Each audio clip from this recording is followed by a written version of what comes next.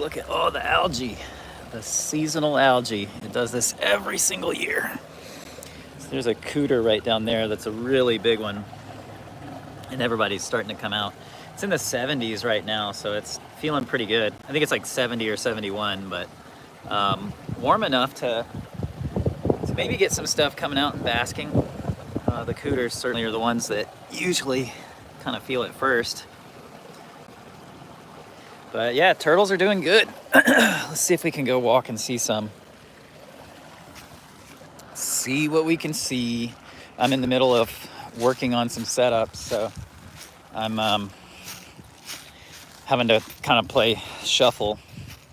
My hoses, these are the cheap hoses from Lowe's, and they broke when they froze. They like basically shattered, so I have to replace those because otherwise it just leaks water everywhere. So that's not fun, but yeah, there's some turtles in here. Let's see if we can snag one. Let's see, I saw, oh yeah, there's an alligator snapper right there on the bottom. Look at his little face peeking out from under. He's like, you don't see me, I'm under this log, bro. I was like, are you kidding me? I see you. Look, I see you head to tail right there, dude. There is also a soft shell in here. Let's see if we can find the soft shell. There's a Florida soft shell in here. Oh, and tons of live fish. This is one of my tubs that I really like for all the live fish because I can kind of keep revisiting it when I need fish for other stuff like the hatchling snappers. Let's see, there's usually, this mound right here is usually where the soft shell is. Let's see if I'm right. No? No soft shell? Where are you at, dude? Oh my gosh, that water is still pretty cold. Let's see, we'll go over here. There's a box turtle enclosure. There's a tortoise enclosure there. Oh yeah, if you ever need like a makeshift little turtle or tortoise house, you can take a dog crate, unbolt it, and do them in half, and you know they're a little shelter. Let's see. Yeah, I got some alligator snappers right here. This looks like it is. Come here, buddy. This is Al. Get a good look at him. There he is. Hey, buddy. He is a tank. We'll put him back. And they clogged up their pump too. You can kind of hear it running but not moving water. So I add that to the list of things to do today. But yeah, they're doing good. They're actually moving around. And there was even some alligator snapping turtles mating recently. So that's always fun. I don't know if that means I'll get hatchlings or not. Let's see, there's another one in here. This one's temporary, but I don't see him. Let's see what else we've got. There's a Gulf Coast box turtle over here. So I made this like little bunker, and there's a Gulf inside there somewhere. Let's see. She's, I think, buried in there. Let's see what else. Let's go over this way. I'm gonna check this in another couple of days because I bet a king snake will be under it. But this is just an old PVC pond liner. But this kind of stuff is really good for snakes. And I didn't have a place to store it, and I was wanting to build a pond kind of out here in the middle for all my coastal plain species. I wanted to build a pond with sand and kind of simulate ponds you see in South Georgia and North Florida. But I bet you there will be a king snake under this in about a month.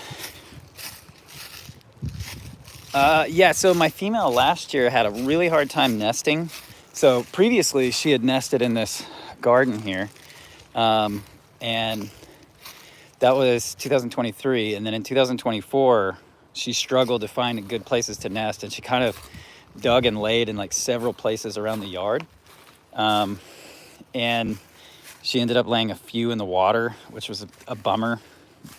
And I grabbed them, and it's funny because I think I even hatched one. Let's see. So yeah, we'll see. We'll see, you know, where she lays again this year. And here's a bunch of turtles. Let's see. What do we got? there's somebody moving around in here. Nope.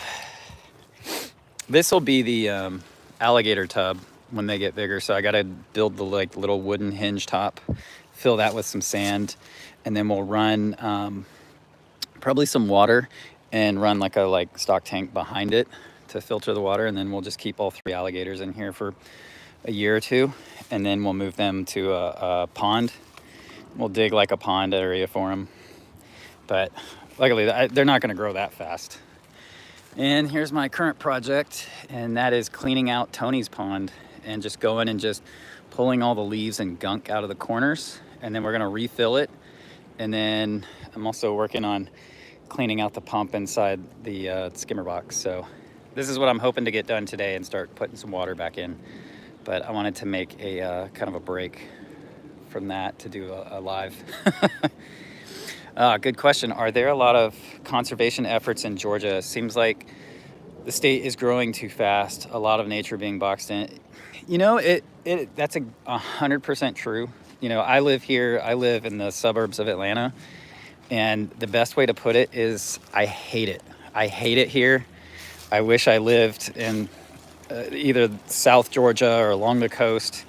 You know, here in Atlanta, it's depressing. There's crime. There's traffic. It takes me an hour to drive somewhere that took me 20 minutes before. And then they're just constantly tearing things down and just building, and habitat is just being destroyed left and right. So here in the Atlanta metro, it's horrible. I can't stand it, and there's nothing to really do about it. You know, it bums me out so bad.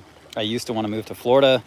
Florida's FWC has so many goofy rules and laws. Like I can't move there with animals that I've had for, you know, decades. And so that bums me out too, because, you know, I'd spent my childhood in Florida, you know. And so, yeah, for now I'm still here.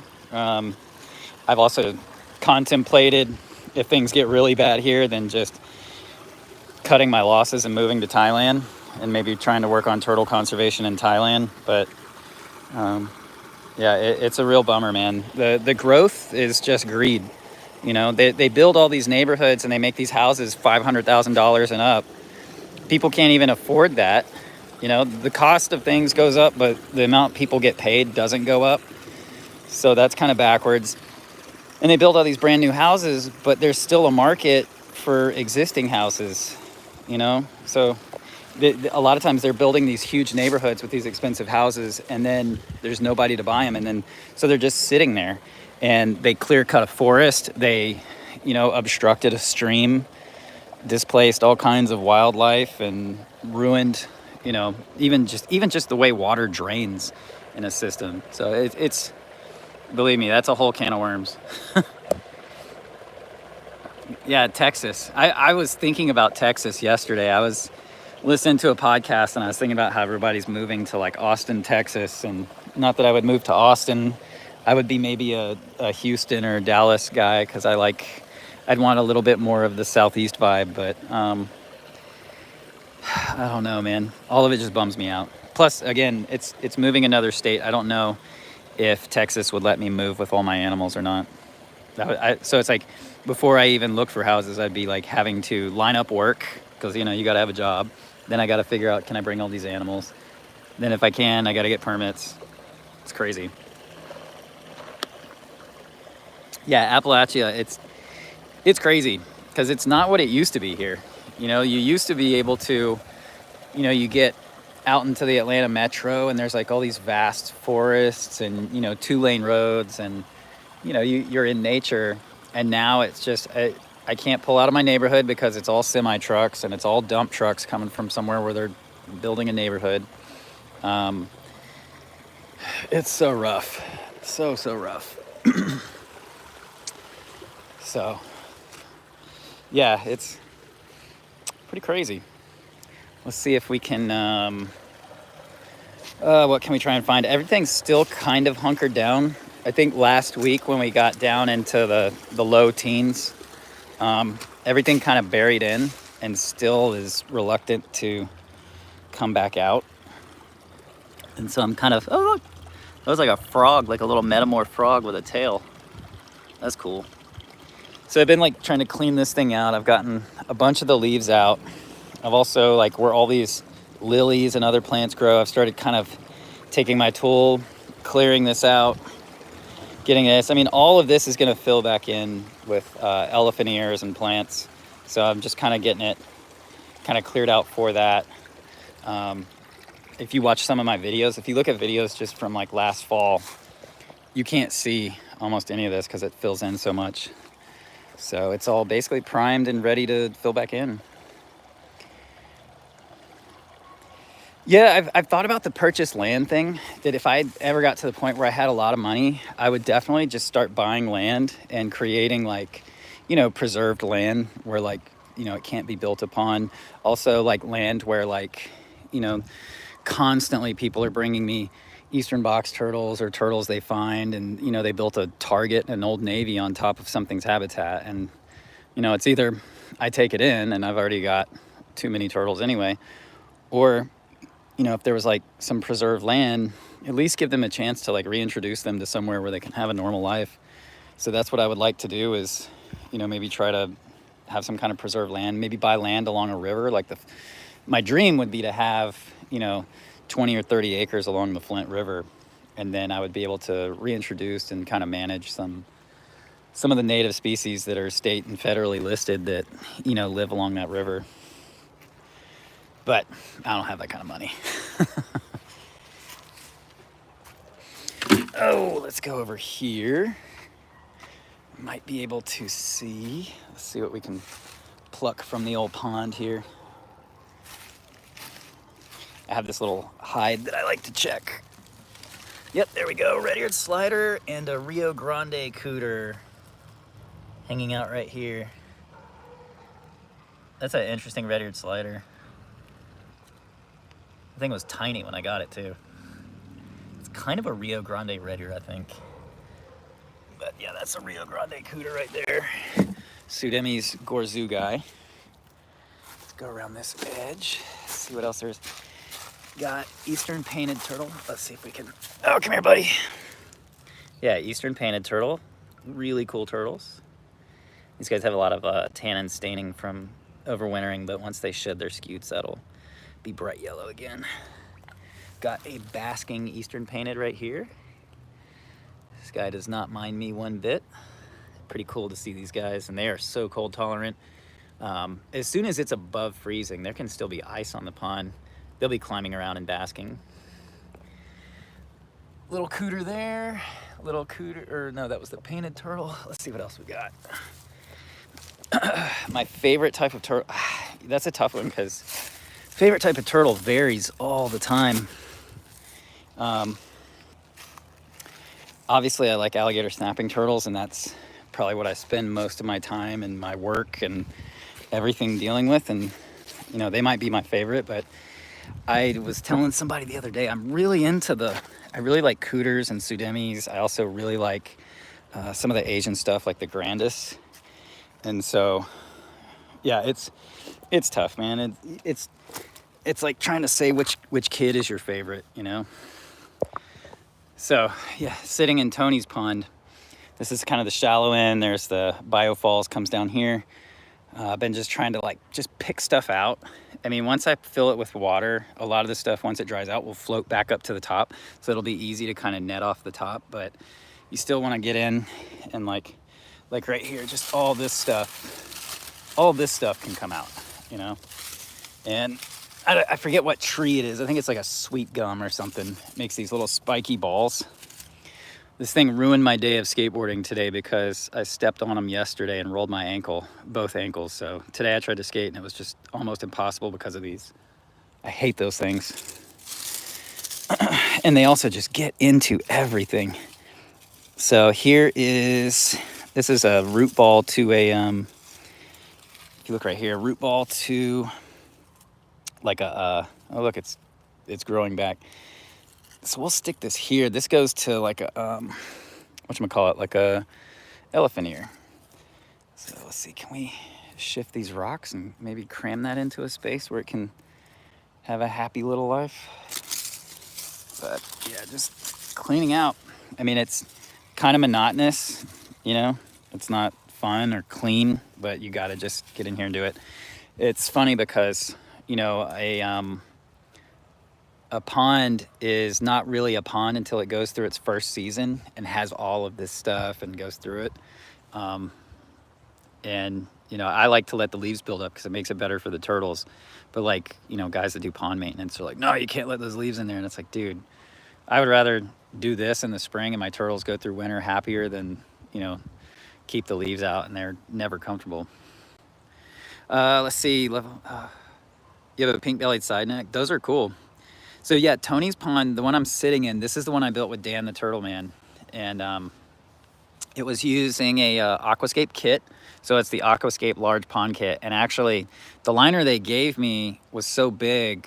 I basically rebuilt this in the space of another pond that I built. So I just laid in and trimmed it. So I actually have another half to this. So I could probably make another one of these. So yeah, hopefully I can make another one. But we basically, me, Dan, and Christian Caveman Wildlife, you've probably seen him on social media. We all put all this whole thing together over a period of 2 or 3 days. I think before they came, I like kind of pulled up the old liner, redug it, made it deeper, kind of got everything laid out so that all we had to do was go and put in rocks and stuff like that. And yeah, it was fun. And you know, a pond to me is like, if you're a car enthusiast, you kind of always want to tweak and mess with it. You know, a pond is kind of the same way. So yeah, I'm kind of always adding to it and messing with it. Because it's an alligator snapper pond, I filled it with just tons of logs. When I do my turtle surveys, I would look for something like this to put a trap upstream of, because, you know, Tony's favorite spot is actually to get down into here. So he goes under this, gets under there, and then in this space, he wedges himself vertical so that under the cover of this thing, he can actually get his nose up and get a breath of air without being seen, and then sit down there. And then at night, he just uses the entire thing. So they're very active at night. Don't let anybody ever tell you that alligator snappers are not active or that they sit in one place, because that is 100% false. Let's see, down the road, would I consider doing an interview? Yeah, of course. Yeah, of course I would. I mean, I can only talk about what I've seen, you know, and what I know about, you know, my little small corner of knowledge is turtle based. But yeah, of course I'd be down to talk about that. I think that's important, and I feel like people are not talking about that. So I think it's important to discuss, because if we don't talk about it, nothing's going to get done. You know, and how long do we have before nothing's left?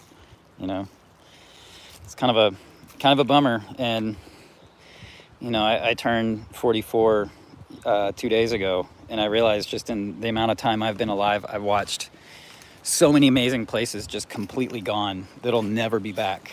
And I've seen species disappear from areas that are never going to come back.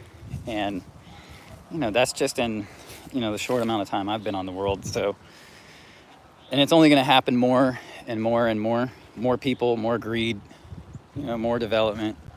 It's a bummer. Let's see. I know I'm kind of ADHDing around the yard, but I just want to give you like at least something nice to look at instead of just me digging through like muck. I'm hoping like some turtles will come up. Huge cooter right there though, and there's an alligator snapper right there. Yeah, bog turtles. Bog turtles are one of the turtles that I feel like it's 100% too late for them in the wild. You know, it's a bummer to even have to say that, but I believe that they're already on this course that there's no turning around from. You know, the habitat, so much of it is gone. The amount that they're preserving is so small, and you know, bog habitat is so fragile as it is. I just really don't see bogs existing in the wild in any meaningful numbers in the next 20 to 30 years, and I hate that. Do I still have the Mexican giant musk? I think I've answered this like half a dozen times. It died a couple years ago during the winter. And I'm not sure, it was indoors during the winter, but I don't know if it was because the guy I got it from, he had fed it strictly hot dogs until I got it, and it had like some weird growth issues, and it had like a few things that I noticed seemed to be becoming worse as time went by. And so when it died, it was just kind of out of nowhere, and it really bummed me out. I want another Trippercatus, and I want to try and raise it right. I have a Salvini that somebody gave me, and he's in the pond over there. And I see him here and there, but Trippercatus is just so much more fun. But I'm also like, I've got so many turtles, I'm not going to go like buy new ones, you know. So right here we got a river cooter feeling the sun.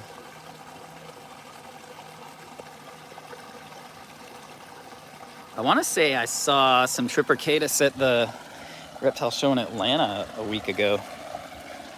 I want to say I saw those. Maybe not. I'm pretty terrible at remembering stuff. Let's see, can we flip something or go up through here? I know there's some small alligator snappers up here. I try not to beat the dead horse on those, but they're kind of the easiest to find for me. Yeah, there's one right there. You can see his tail sticking out. And sometimes I get, in about a month, I'll be finding like baby Mississippi map turtles around this. So I've got female Mississippi maps that lay eggs around the edges of this stream. And yeah.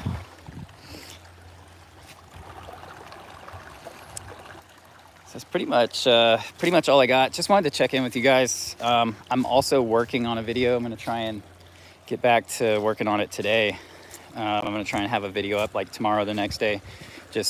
I did some weighing and measuring of some of the alligator snappers, and then I've been going around, and anytime I get a chance to actually catch one of the turtles, I've been giving them on the spot health checks, and so I've been kind of filming that, so you'll see that in the video too.